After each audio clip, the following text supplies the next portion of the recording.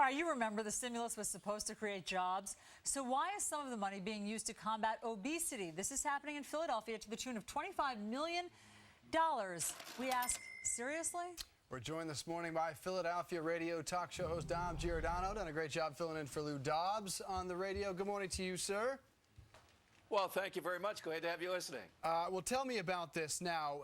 $372 million of our stimulus funds going towards, now these are noble causes, fighting obesity and smoking, but how exactly do they create jobs, which we were told is the sole purpose of the stimulus? Well, I don't see how they do either, and the argument is that somehow or another this is what the government should be engaged in. They're saying by putting in freezers and components in these neighborhood stores, that somehow or another creates something through stimulus.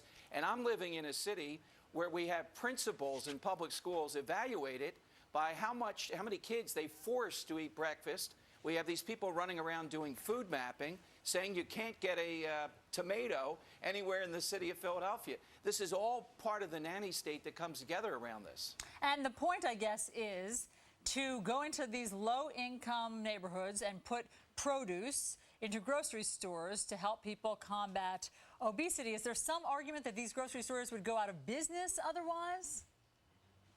No, the argument, in fact, is it's a dual argument. It's the government's duty to do this, and they try to argue that it's more profitable for these businesses to do this. In fact, in the article in the Philadelphia Inquirer, they say that salad would give you a 30%, fruit salad, a 30% increase on investment, a bag of potato chips only 20%. The problem is people don't want to eat the fruit salad.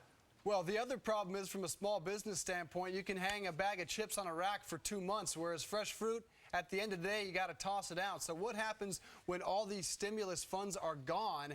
Will this have a long-lasting effect on these businesses in the low-income areas?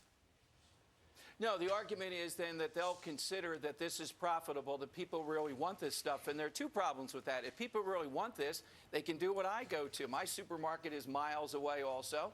And two, I'm not convinced that people really want the fruit salad. A lot of them want potato chips and these other things. And to really micromanage to this point that somehow or another with these stimulus dollars over a brief period of time, you're going to turn that around is ridiculous. Don't these businessmen know what their clientele want? And the answer is yes, that's how they're still in business. But look, Dom, there have to be some local officials who say that they could have used this $15 million that Philly's getting to better purposes, to better ends. Maybe there's some other way that this stimulus money could have been used. Is there outrage?